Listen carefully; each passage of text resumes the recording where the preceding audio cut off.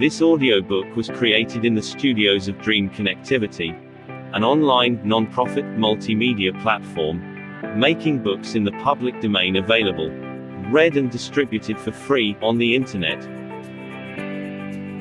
For more audiobooks, follow and subscribe to my YouTube channel, Dream_Connectivity. Thank you for your support.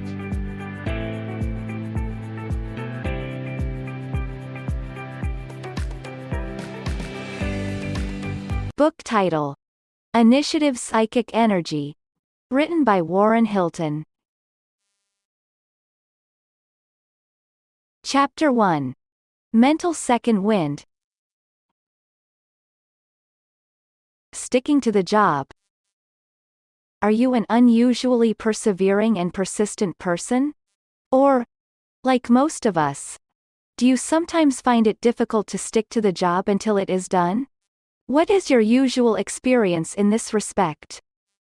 Is it not this, that you work steadily along until, all of a sudden you become conscious of a feeling of weariness, crying, enough, for the time being, and that you then yield to the impulse to stop? The lagging brain. Assuming that this is what generally happens, does this feeling of fatigue, this impulse to rest, mean that your mental energy is exhausted?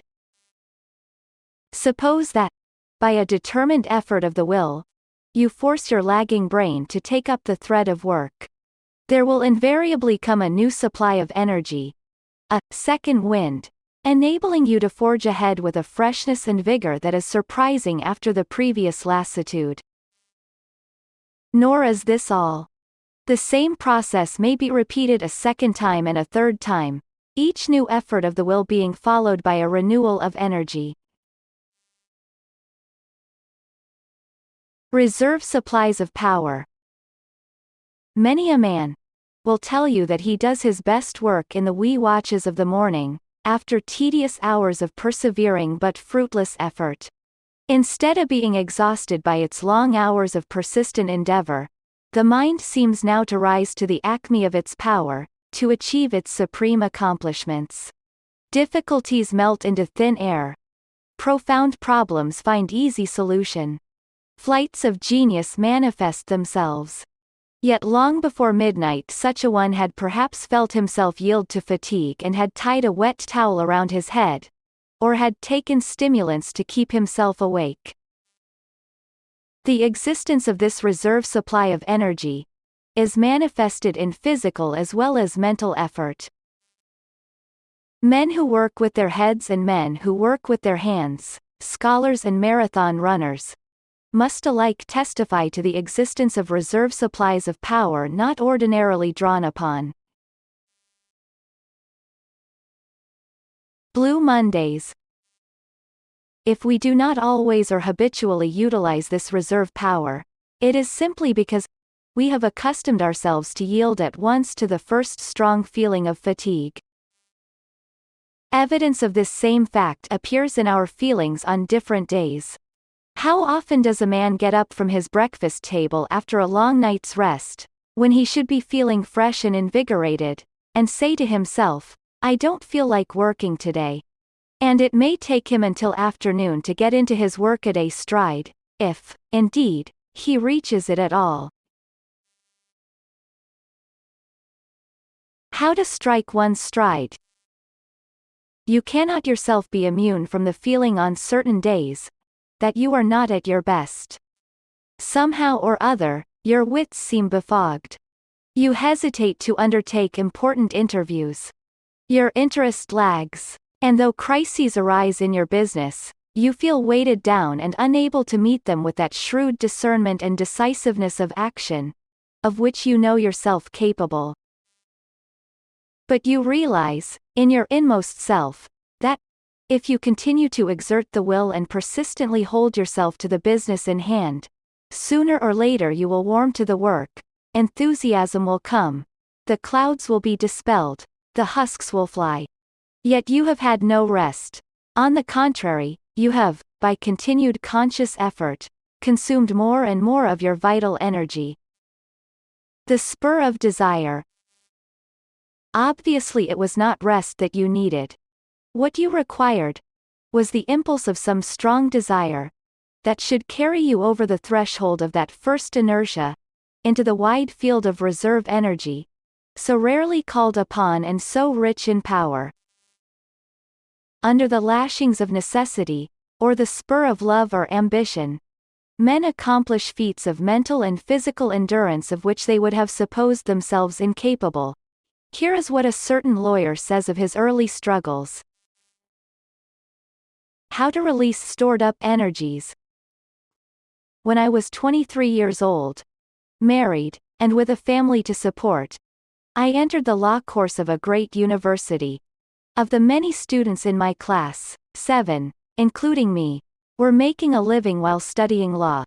By special arrangement, I was relieved from attendance at lectures, and simply required to pass examinations on the various subjects, and thus enabled to retain my place as principal of a large public school. During the third and last year of my law course, I was principal of a public day school of 2,000 children and an alternate night school with an enrollment of 750, and I worked at the law school 3 nights in the week and all day Sunday. The lawyer who overworks. After 8 months of this, the final examinations came around. They consumed a full week, from 9 in the morning until 5 or 6 at night. I had no opportunity for review, so I rented a room near the law school to save the time going and coming, and reviewed each night the subjects of examination for the following day. I did not sleep more than 2 hours any night in that week. On Thursday, while bolting a bit of luncheon, a fishbone stuck in my throat. Fearful of losing the result of my year's effort, I returned to my work, suffering much pain, and kept at it until Saturday night, when the examinations were concluded. The next day, the surgeon who removed the fishbone said there was no reason why I should not have had a bad case of gangrene. When I look back on that year's work, I don't see how I stood it. I don't see how I kept myself at it, day in, day out, month after month, without rest, recreation or relief. I am sure I could never go through it again, even if I had the courage to undertake it. I ranked second in a class of 180 in my law examinations, won the second prize for the best graduating thesis, received a complimentary vote for class oratorship, and much to my surprise, was soon after offered an assistant superintendency of the public schools by the school board, who knew nothing of my studies and thought my work as a teacher worthy of promotion. It was not only the hardest year's work, but the best year's work I ever did.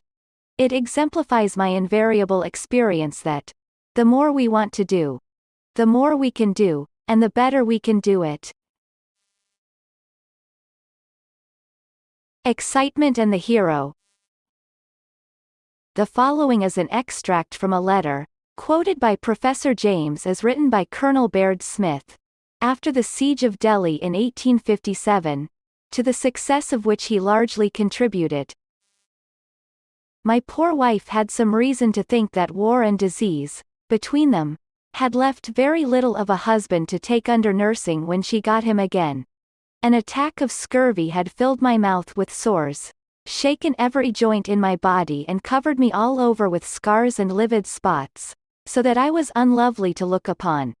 A smart knock on the ankle joint from the splinter of a shell that burst in my face, in itself a mere bagatelle of a wound, had been of necessity neglected, under the pressing and insistent calls upon me, and had grown worse and worse, until the whole foot below the ankle became a black mass and seemed to threaten mortification.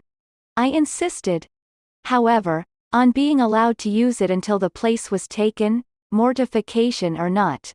And though the pain was sometimes horrible, I carried my point and kept up to the last. On the day after the assault I had an unlucky fall on some bad ground, and it was an open question for a day or two whether I hadn't broken my arm at the elbow. Fortunately, It turned out to be only a severe sprain, but I am still conscious of the wrench it gave me. To crown the whole pleasant catalogue, I was worn to a shadow by a constant diarrhea and consumed as much opium as would have done credit to my father-in-law, Thomas de Quincey. However, thank God, I have a good share of Tapleyism in me and come out strong under difficulties. I think I may confidently say that no man ever saw me out of heart, or ever heard a complaining word from me, even when our prospects were gloomiest.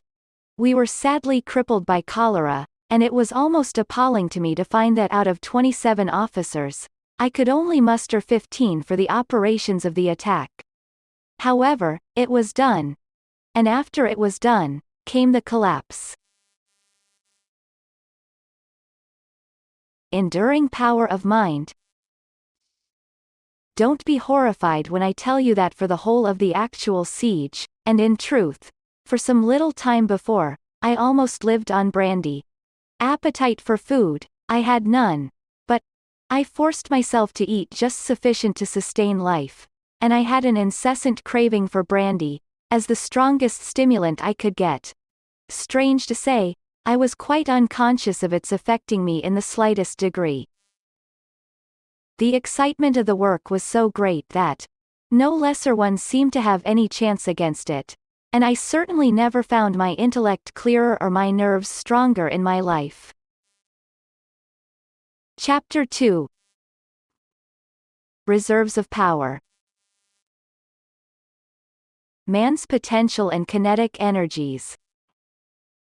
Stored up energy not in use has been given a name by scientific men. They call it potential energy. In this way, it is distinguished from kinetic or circulating energy, by which is meant energy that is at work. For example, a ton of coal in the bin contains a certain amount of potential energy, which is capable of being converted into kinetic energy by combustion. Holding the top pace. You have a vast amount of potential energy over and above what you actually use. You have formed the habit of giving up trying a thing as soon as you have spent the usual amount of effort on it, and this without regard to whether or not you have accomplished anything. While we all have the power of sustained mental activity, not 1 in 10,000 of us holds to the top pace. Worse still, even such mental energy as we do consume is dispersed and scattered over a multitude of trivial interests, instead of being focused upon some one possessing aim.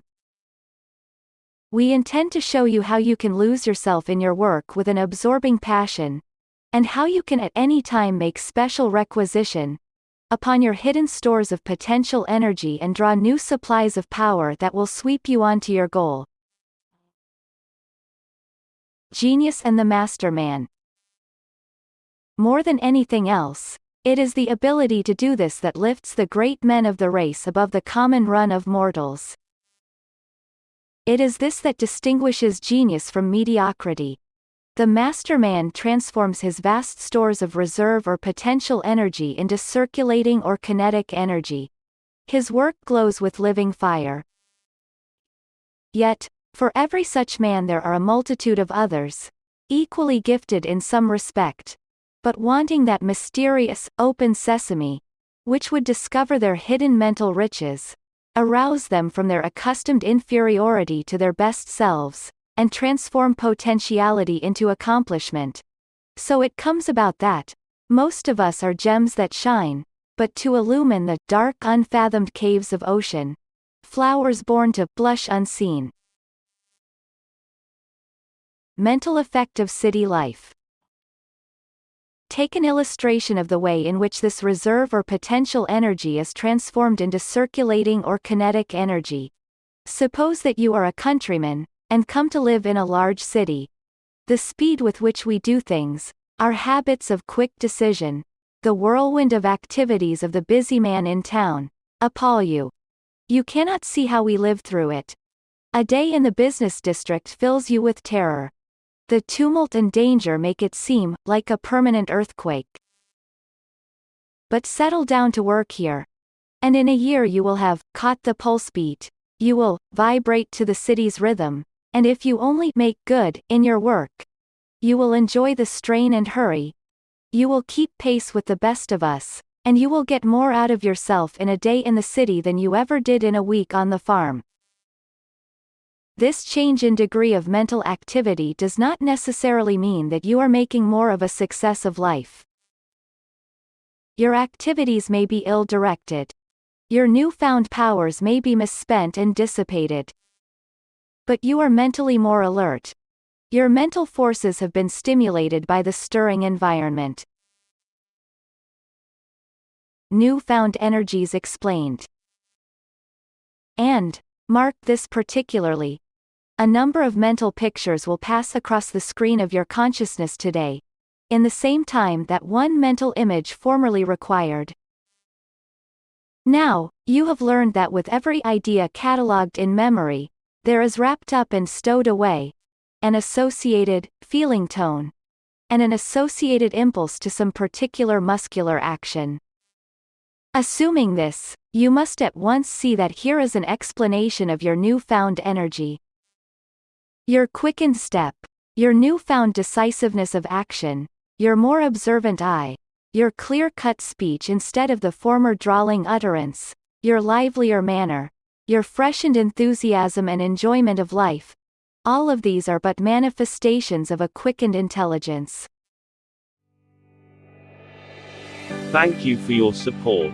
If you enjoyed this audiobook, follow and subscribe to my YouTube channel, Dream_Connectivity, for more audiobooks.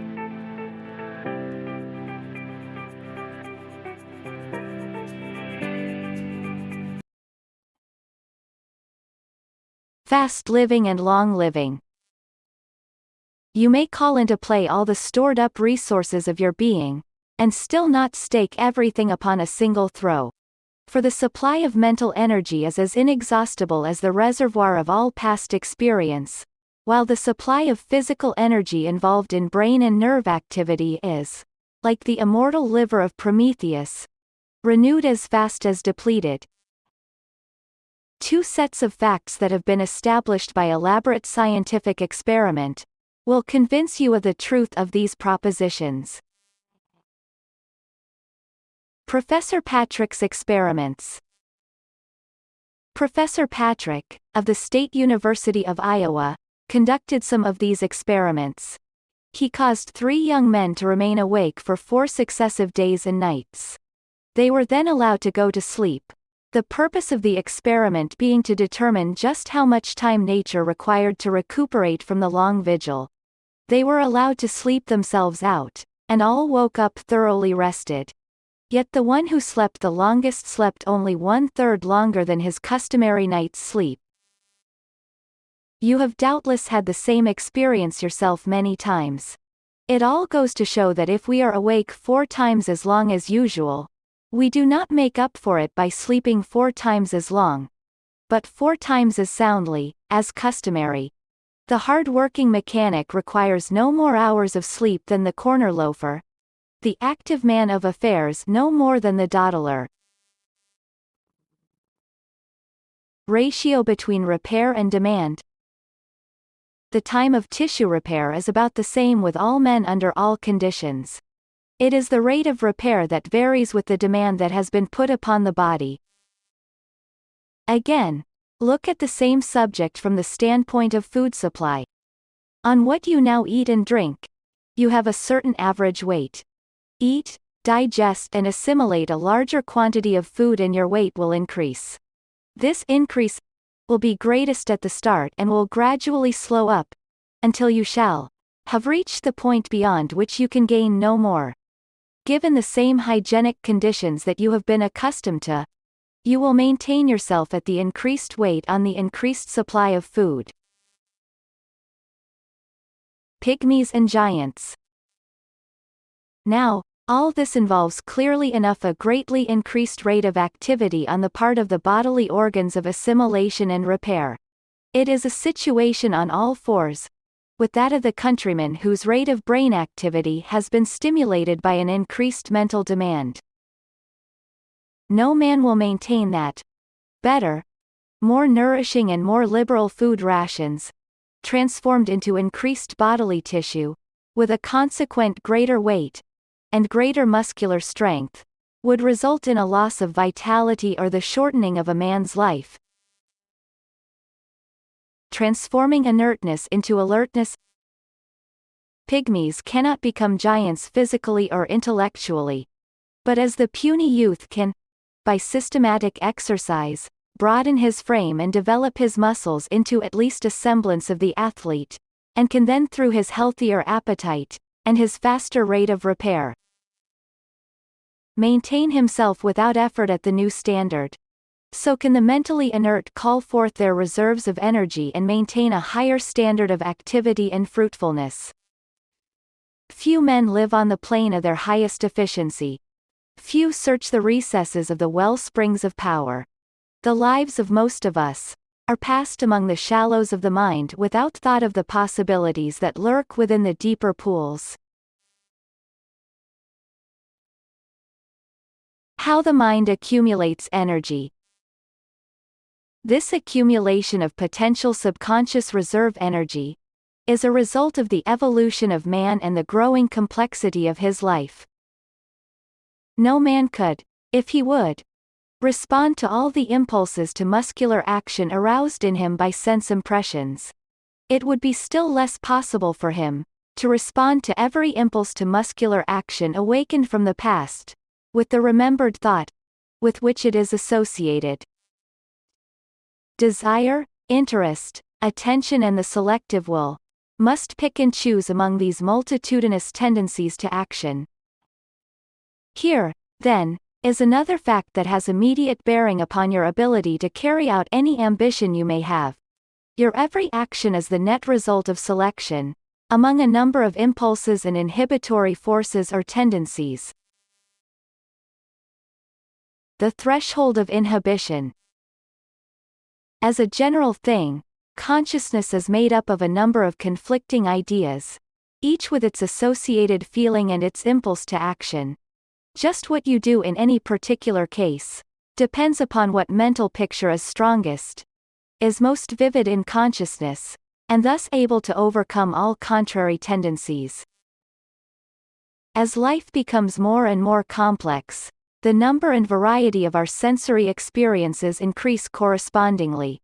And so it comes about that we have untold millions of sensory experiences, carrying with them the impulses to muscular response, none of which, on account of the multiplicity of conflicting ideas, is ever allowed to find release and actually take form in muscular activity. Hidden strength. The consequence is that only an exceedingly small proportion of the mental energy that is developed within us is ever actually displayed. The rest is somehow and somewhere locked up behind the inhibitory threshold. It is stored away in subconsciousness, with the sensory experiences of the past with which it is associated. Giving a man scope. Quoting Mr. Waldo P. Warren, "Much of the strength within men is hidden, awaiting an occasion to reveal it." The head of a department in a great manufacturing concern severed his connection with the firm, his work falling upon a young man of 25 years. The young man rose to the occasion, and in a very short time was conceded to be the stronger executive of the two.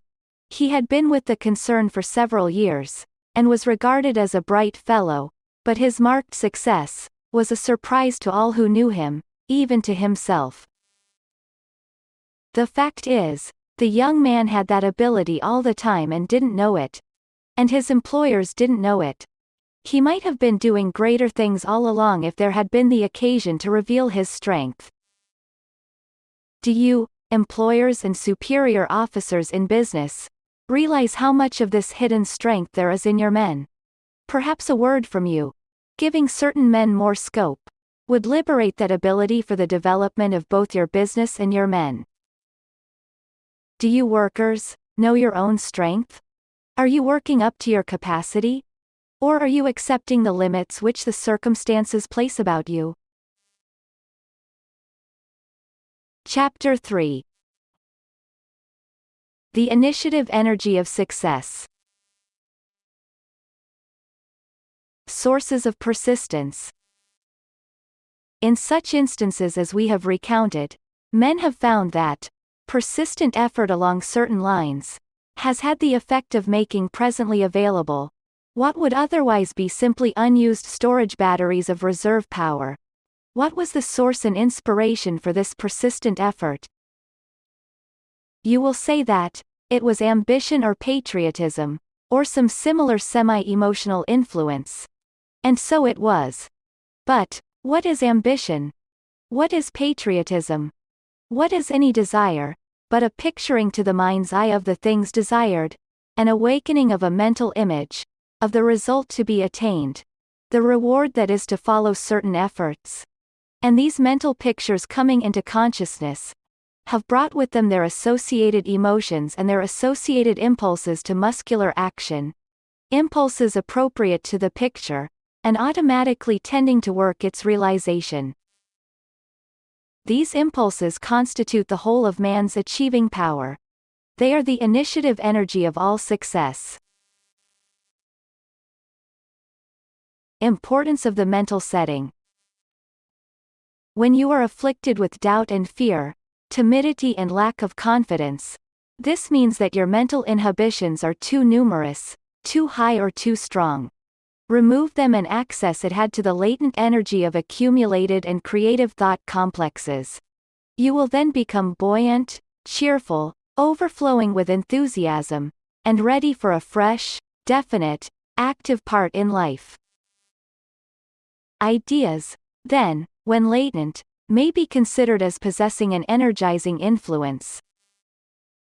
The same idea does not necessarily have the same effect upon the same persons at different times.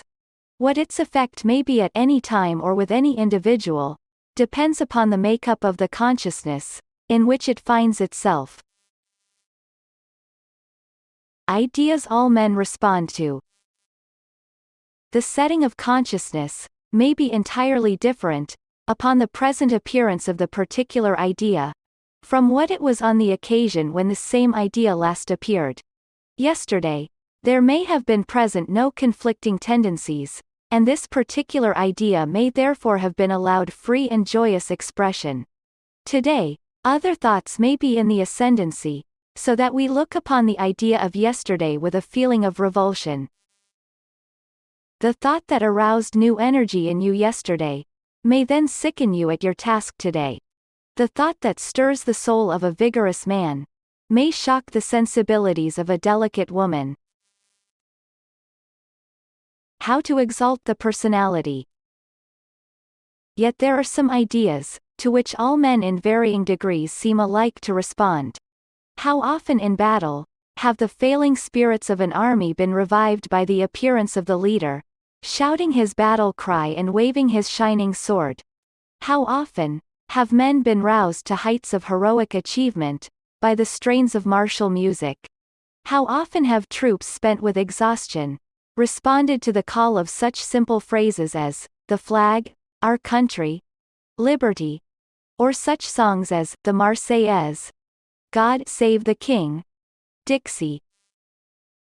These phrases are but the signs of ideas, yet the sounding of these phrases has summoned these ideas into consciousness, and the summoning of these ideas into consciousness has placed undreamed of an immeasurable foot-pounds of energy on the hair-trigger of action.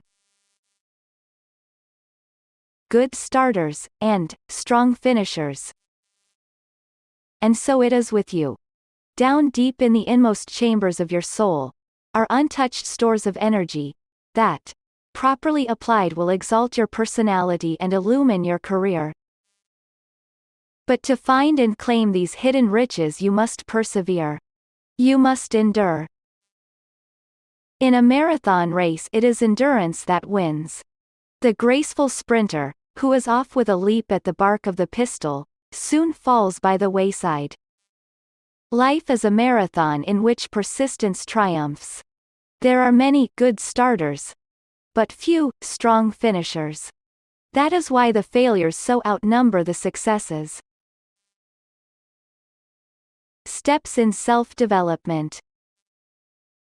The man who travels fastest does more than he is told to do. To merely comply with a fixed routine is to fall short of one's duty. The progressive man adds to the work of today his preparation for the work of tomorrow. He delights in attempting more and more difficult tasks, because in every task he sets himself, he sees a step forward in the development of his own abilities. He loves his work more than he loves his pay, and he delves deeper than the exigencies of the moment require, because he craves the power to do more. Most men start with enthusiasm. No hours are too long, no task too difficult. But soon they tire. And lacking willpower to persist, they succumb to the lure of distracting interests. They become disheartened and indifferent. And so they fail. Saving $1,000 a year. A young man married. He was proprietor of a flourishing general store in Princeton, Indiana. He and his bride forthwith resolved that they could and would lay aside, out of their income, $1,000 a year for 10 years, by which time they would have $10,000 in accumulated interest and could go into business in a big city.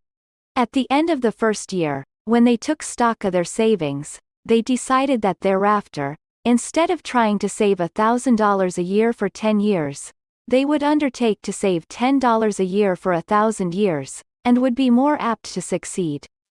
Today, they are just where they began. You all know such men. Men who are always starting and never finishing. Thank you for your support. If you enjoyed this audiobook, follow and subscribe to my YouTube channel, Dream_Connectivity, for more audiobooks.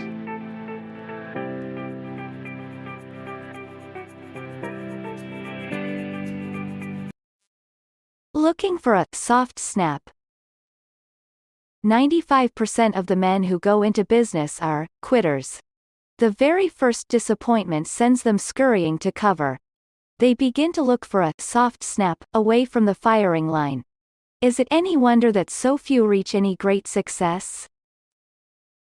That there is an enormous lack of appropriation of energy in most men's lives is an undoubted fact. Just where this energy is stored, and just what its eternal significance may be, is immaterial to our purpose. It may be that this reserve is nature's safeguard against our extravagance. It may be, as some philosophers contend, that the subconscious, with its vast stores of energy, is a higher, more spiritual phase of man. Drawing power from on high. It may be that the subconscious is for each one of us his individual segment of the divine essence that it marks our at one ment with God. It may be that to evoke these latent energies is to call upon those resources of our being, which are the embodiment within us of the Spirit of the Creator of all things. It may be that this divine essence, if adequately aroused, may exert an absolute transcendence over material things, and lift humanity to a godlike plane. What we call man, wrote Emerson, the eating, drinking, planting, counting man, does not, as we know him, represent himself, but misrepresents himself. Him we do not respect. But the real soul whose organ he is, would he let it appear through his action, would make our knees bend. I said, "Ye are gods," quoth the psalmist. "Be ye perfect, even as your Father," was the injunction of the Master. Whatever the eternal significance of your latent energy may be, the fact remains that it is yours, and yours to use. If you are to succeed, if you are to do big things, you must be a man of doggedness. You must keep your eyes trained everlastingly upon the vision of the thing you want. You must stay in the race until you get your second wind. You must be master of yourself and draw freely on your stored-up powers. The man who lasts. do as we shall tell you in this course, and you will become a masterman. The kind of man who lasts. The kind of man who works his imagination overtime. The kind of man who can strain his energies to the utmost and then, finding himself still a failure, can rise, like the glow of the sun, to do bolder and bigger things. The kind of man who wins. Chapter IV. How to avoid wastes that drain the energy of success. Speeding the bullet without aiming. We have shown you that you have within you the potentialities of success in the form of latent mental energy. We have shown you that your ability to achieve depends upon your ability to utilize to the full your underground mental resources. But success demands that you do more than merely use all your mental energies. You must use them intelligently. Why most men fail. Most men fail because they speed the bullet without aiming. They fire at random, and so bag no game. Your pent-up mental energy is the powder in the cartridge. Its usefulness depends upon the man behind the gun. To succeed in business you must intelligently control and direct. 1. Your own mental energies. 2. The mental energies of others. The course of the average man through life is an aimless zigzag. It has neither direction nor purpose. It represents wasted energy capriciously expended. Mental energy is like water. It has a tendency to scatter.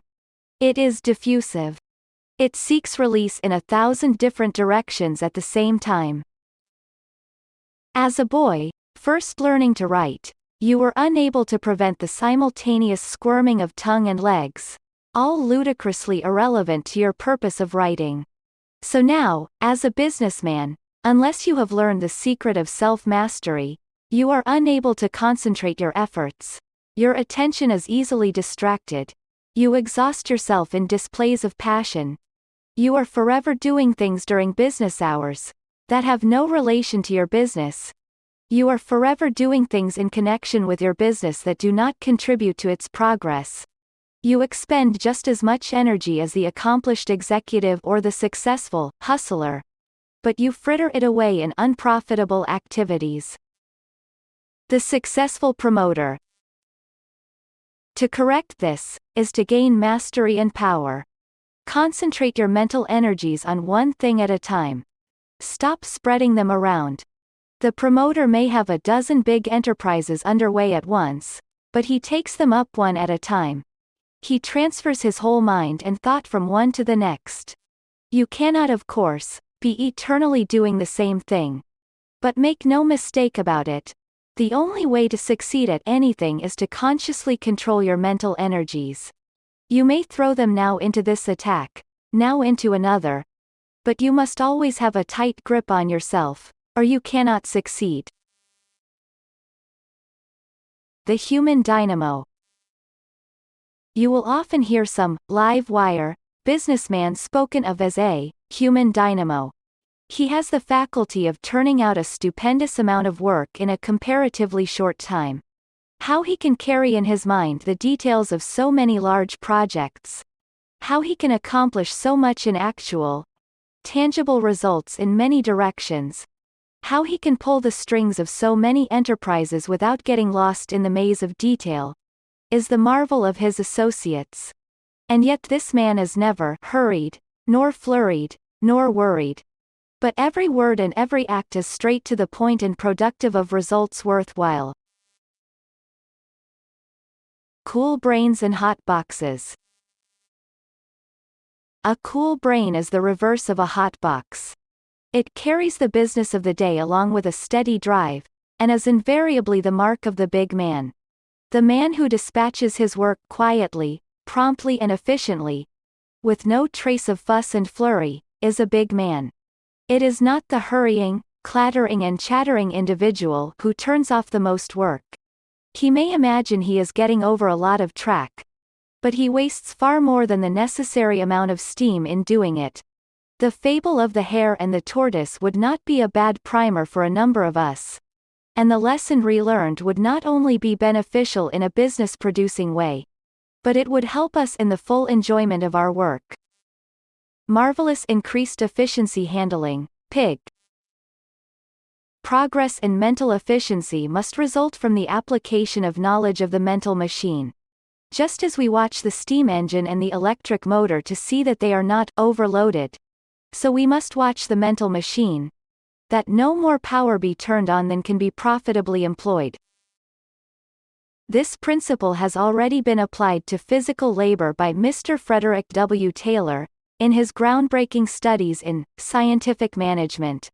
Mr. Taylor's celebrated experiments in the handling of pig iron, by which the quantity handled in a day by one man, was increased from 12½ tons, to 47½ tons, showed that a man engaged in such extremely heavy work could only be under load 43% of the working day, and must be entirely free from load for 57%, to attain the maximum efficiency.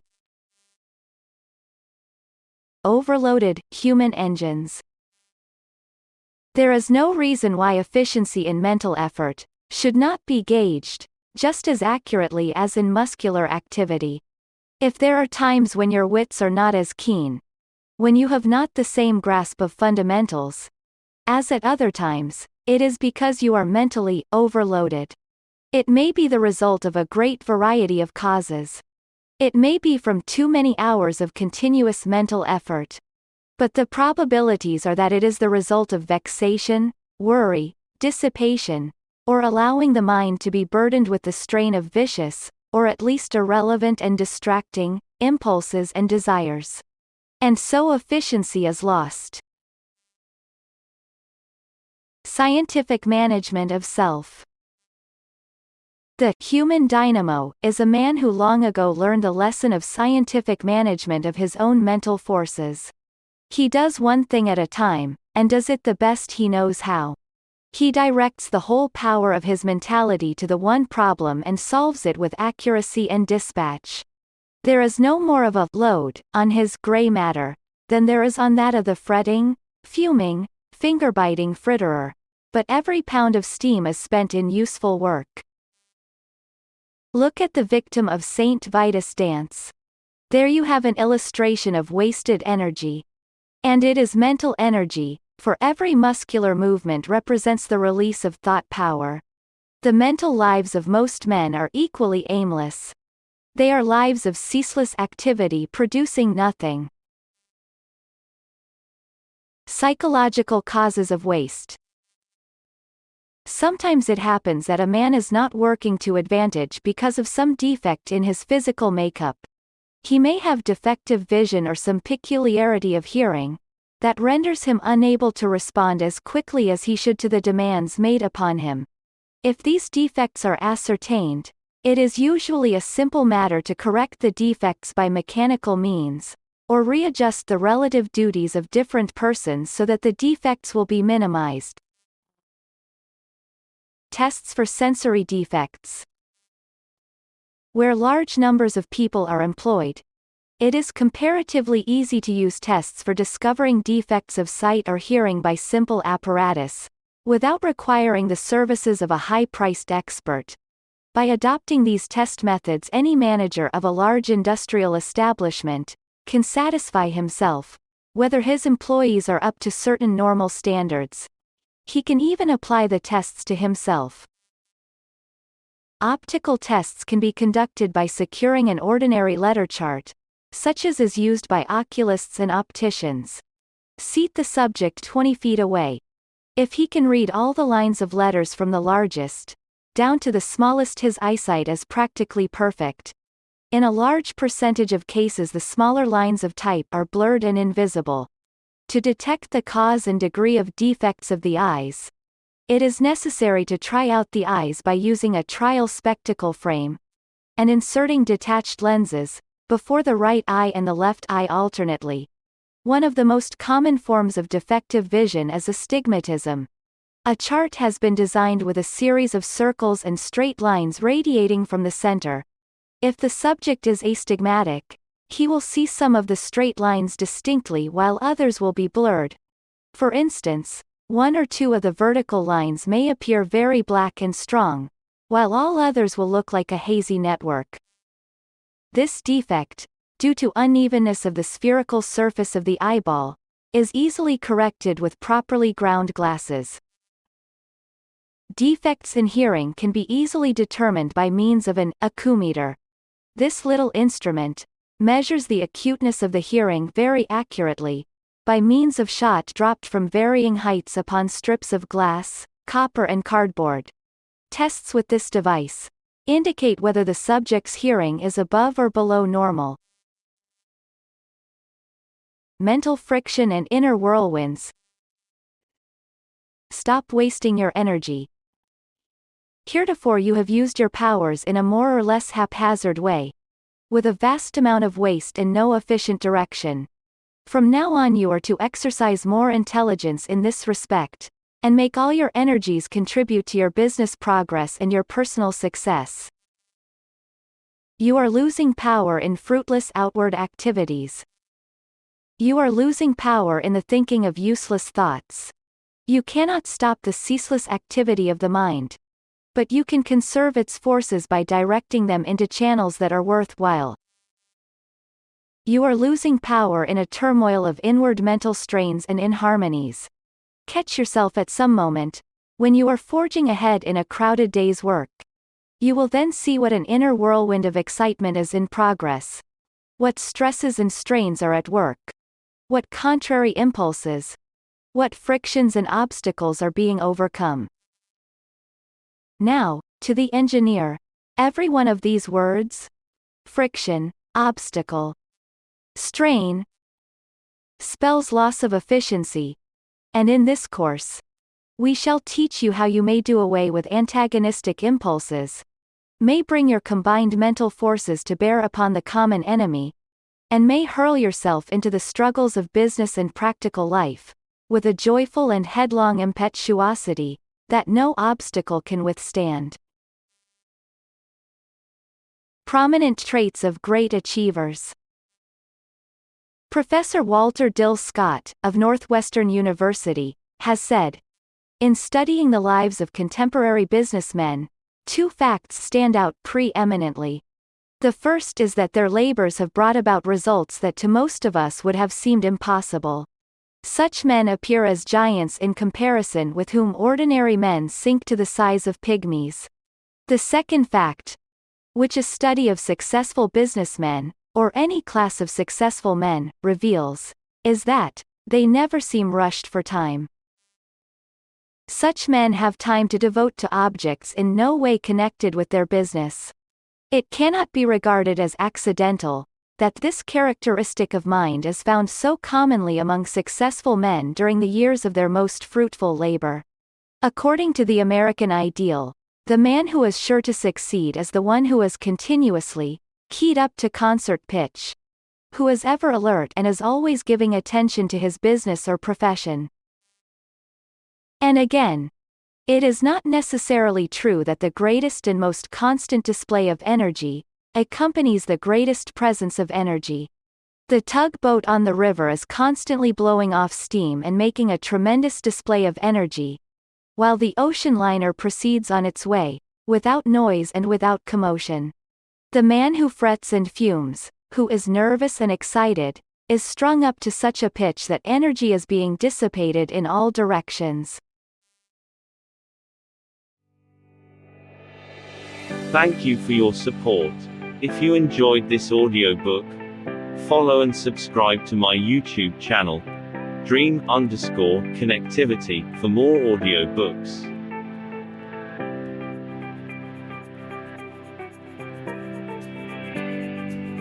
Many businessmen know they are going at a pace that kills. And at the same time they feel that they are accomplishing too little. For such, the pertinent question is, how may I reduce the expenditure of energy without reducing the efficiency of my labor? One of the busiest and most efficient men in England is quoted as having explained his own accomplishment of big results with the least expenditure of effort by organizing myself to run smoothly, as well as my business, by schooling myself to keep cool, and to do what I have to do without expending more nervous energy on the task than is necessary, by avoiding all needless friction. In consequence, when I finish my day's work, I feel nearly as fresh as when I started. Why a man breaks down. The late Professor James, of Harvard University, often referred to as the founder of modern psychology, spoke thus disparagingly of untrained effort. Your convulsive worker breaks down and has bad moods so often that you never know where he may be when you most need his help. He may be having one of his bad days. We say that so many of our fellow countrymen collapse and have to be sent abroad to rest their nerves, because they work so hard. I suspect that this is an immense mistake. I suspect that neither the nature nor the amount of our work is accountable for the frequency and the severity of our breakdowns, but that their cause lies rather in those absurd feelings of hurry and having no time, in the breathlessness and tension that anxiety of feature and solicitude for results, that lack of inner harmony and ease, in short, by which with us the work is apt to be accompanied. How to economize effort. The fact is that, to be a truly busy man, you must be never in a hurry. You must work systematically. You must economize effort. You must permit no distractions and do your work leisurely. You must take time to think things over in a natural way. You must waste no thoughts in business hours on social or pleasurable pursuits that would dissipate your mental capital. You must work when you work. And you may play when you play. But your business must be the most fascinating of games and the only one you play during business hours. How your mental capital is dissipated. Another thing you need is poise. One trouble with you now is that you waste your priceless powers in useless anxiety. The minute business falls off, you begin to worry. You fritter your mental energies in fretting until you are incapable of real thought, and being unable to think your way out you get excited. Remember, it is all just a game, and you are in it only for the fun of the thing. You will never win out if you persist in tearing your hair. Before he crossed the Rubicon, Julius Caesar was staggered at the greatness of the undertaking before him. The more he reflected and took counsel of his friends, the greater loomed the difficulties of the attempt, and the more appalling the calamities his passage of that river would bring upon the Roman world. But when at last with the cry, "The die is cast," he plunged into the river, there was an end for him to mental dissension, a freedom to plan and execute, an expansion of courage and power. Conquering indecision. So it will be with you. With doubt and uncertainty the pressure may be high in the gauge, but the engine does not move. Make up your mind, and you release energies previously wasted in conflicts between opposing thought complexes struggling for supremacy. Why Christian Science? A fine illustration of this is shown in the religious experience known as conversion. To the convert, conversion means the profound acceptance of a mighty spiritual truth. It means positive knowledge taking the place of doubt or indifference. Conflicting ideas are no longer present in his consciousness. Pent-up energies are released. He wants to do things. His soul is fired with overmastering impulses to action.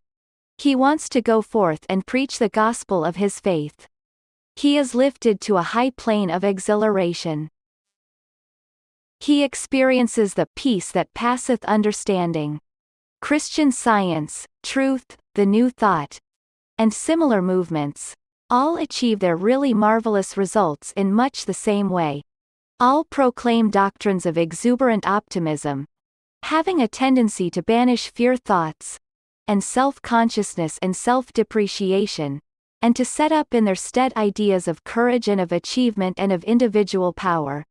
If these teachings are successful, that is to say, if they inherently possess the right appeal for the particular individual, they have the happy effect of begetting a stoical indifference to petty physical disorders and social vexations, and bringing about a concentration upon the main business of life, of the mental energies thus previously wasted. How to release pent-up power. Decide the matter that is troubling you. Make an end of hesitation and uncertainty and fear. Your very act of decision will release large stores of pent-up mental power and add immeasurably to your effectiveness. So long as you are in doubt and perplexity, conflicting ideas and impulses balance each other. You are not then a man of action. You are a wavering coward. You are afflicted with paralysis of will and mental stagnation. Decide the matter, that is to say, let one mental picture assume a greater vividness than the other, until it possesses your soul, and forthwith the banked fires of your mental energy will burst into flame. Another thing. Stop wasting your time. How much time do you spend in rest and relaxation? How much should you spend? Can you answer these questions accurately? Proper ratio between work and rest. Thomas A. Edison has contended for years that 4 hours sleep a day was sufficient for any man. He has conducted experiments with a large number of men, giving careful attention to matters of diet and exercise, and the results have seemed in a measure to support his theory. Dr. Fred W. Eastman reports that, owing to pressure of work, he was recently unable to get more than 3 or 4 hours sleep out of the 24, during a period of many months, and that so far from being hurt by it, he gained 5 pounds. He says, if restoration during sleep is a task so relatively small, the question arises whether, in order to complete restoration, it is necessary for us to spend so much time in sleep as we do. Perhaps on account of popular opinion and personal habit, we waste much time in this jellyfish condition, that could more profitably be spent in active pursuit of our ambitions. The answer, of course, depends upon the nature of our occupations. If there is muscular effort involved, with a correspondingly large amount of waste in the cells and blood, 8 hours or more are probably necessary. But if the work is of a sedentary nature, and mainly of the brain, there is naturally a smaller quantity of accumulated waste, and less time is required for removal. Many are the instances of great men, past and present, who have lived healthily and worked unceasingly and strenuously on only 4 or 5 hours of sleep, or half the laborer's portion. Surely we do not suppose that these men were or are physically different from others, but rather that by inclination or necessity, they have developed a habit of sleeping intensely for a short period, with resulting gain of time and efficiency. Determining your norm of efficiency.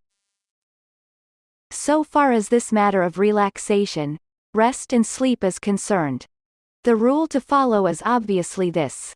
Determine accurately by experiment the proper relation between periods of work and periods of rest in your own case. Then increase your efficiency by maintaining this relation. In Denmark, they feed cows scientifically. Day by day, they increase the allowance of milk-producing food. Day by day, the yield of milk increases. At last, there comes a day when measurement shows that there is no longer any increase in the production of milk. They then decrease the food till the output of milk diminishes. So they determine the normal. So with you and your hours of work and leisure. Give more and more time to your business each day until there comes an impairment in the quality of your work. Stop short of this. You have found your norm of efficiency. Chapter 5. The secret of mental efficiency. Where energy is stored. You are called upon to master and conserve the innate energies of your mind. This means that you must 1. Find out where these energies are stored, and 2. learn the conditions that determine their activity. All past experiences are conserved within us in the form of complexes. These complexes consist of ideas, emotions and impulses to muscular activity. By the primary law of association, the recall to consciousness of any one of these component elements of a complex brings with it all the rest. Bodily effects of idea.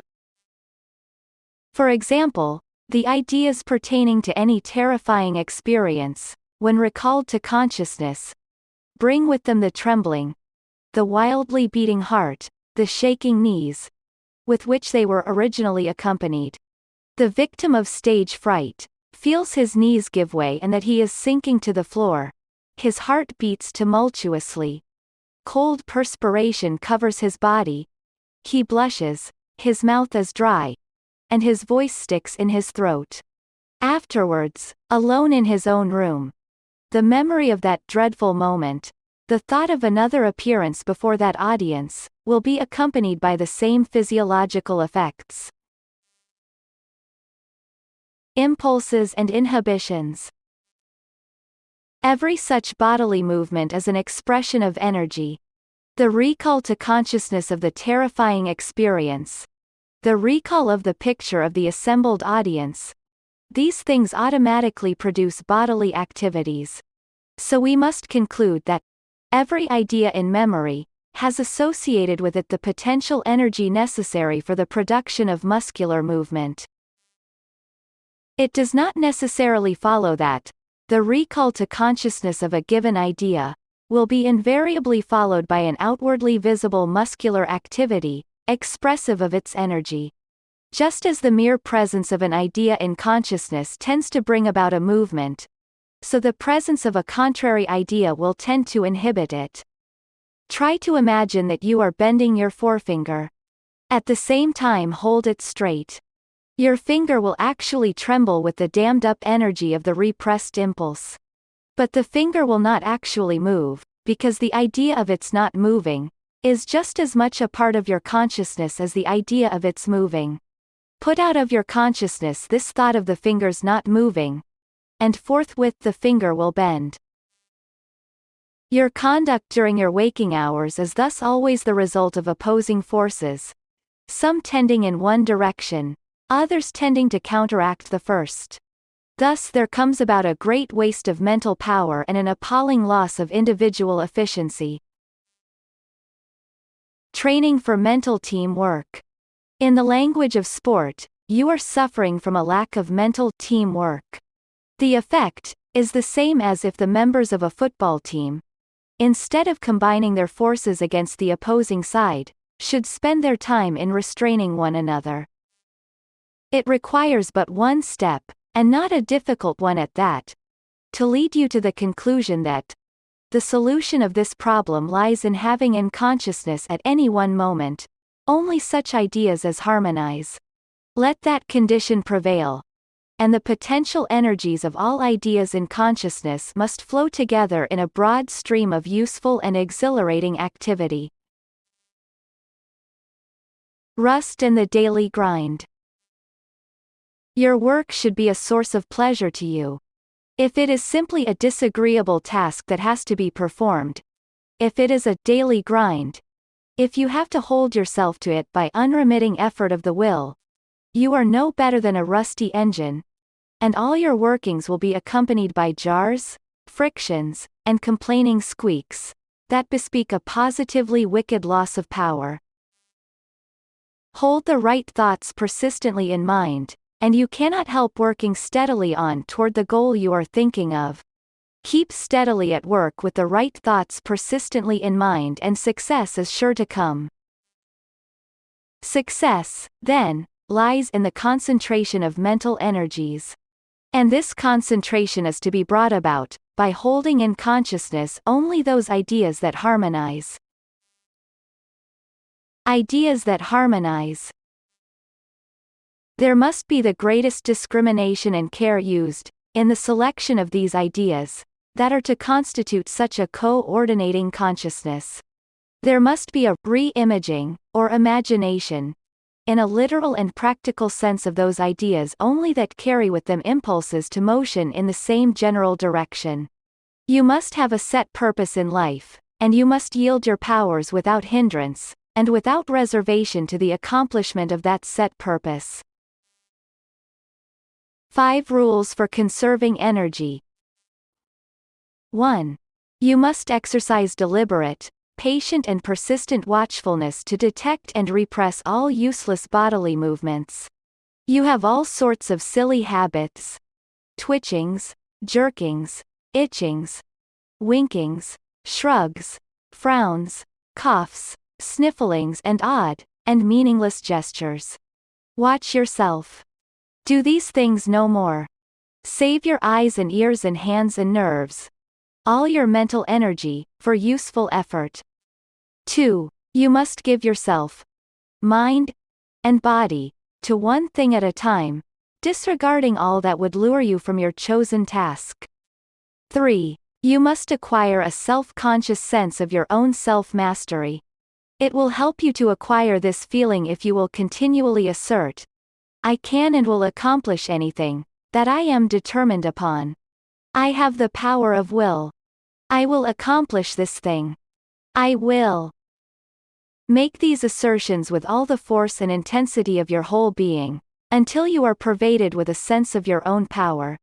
Do this faithfully, and in time this courageous and manly attitude will become an inherent part of your personality. 4. You must have confidence. And when we say confidence, we do not mean a purely intellectual conviction. We mean a profoundly emotional faith. It will help you to cultivate this feeling of confidence, if you will affirm many times a day, I have implicit confidence in myself. I have perfect faith in my own powers. I am absolute master of myself and of my career.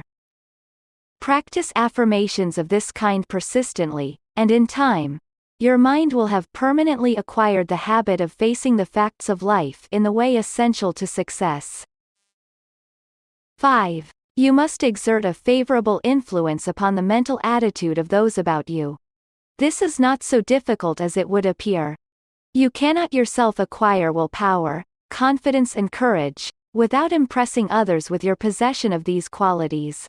Personalities are revealed one to another by faint and suggestive activities, all unconsciously perceived. Your concentration of energy will inspire others. You will radiate an atmosphere of success. You will subtly influence your associates. You will be a force to reckon with, and the world will know it. Your air of success will draw others to you. It will bring business and goodwill, and men and money will seek a share in your enterprises. Master your mental energies, train them, concentrate them. Thus only may you win riches with honor. Thus broadly put, there is, or perhaps it would be more accurate to say, there seems to be, nothing startlingly new about this proposition. The world has always realized that singleness of purpose, concentration of effort, is essential to success. But in the past, the world has possessed no formula by which these qualities might be acquired. Men have endeavored to create in themselves the necessary qualities for success, having no knowledge of the mental elements that went into their composition. They have tried to run the mental engine knowing nothing of its mechanism. Business luck and blue sky theories. Some few have been lucky, but the path has been strewn with 1,000 failures, to one that passed on to success. There are some businessmen who look upon psychology as blue sky, theorizing, or new thought. There are others who have a hazy idea that it is a sort of unfathomable mystery, intended to amuse long-haired scientists. The truth is that every one of these same businessmen, if he is getting ahead, is unconsciously using psychological principles to the profit of his own business every day in the year. Devices for commercial efficiency. In the books that are to follow, we shall show you the immense practical value of a truly scientific psychology. You shall come into the psychological laboratory with us and work out rational, scientific and exact methods by which, without possibility of failure and with but reasonable effort, you can at any moment completely concentrate your mental powers.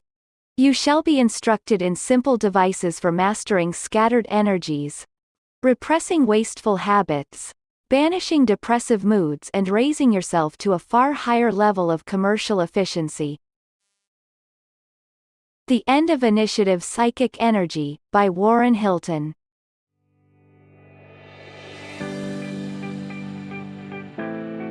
This audiobook was created in the studios of Dream Connectivity, an online, non-profit, multimedia platform, making books in the public domain available, read and distributed for free, on the internet. For more audiobooks, follow and subscribe to my YouTube channel, Dream_Connectivity. Thank you for your support.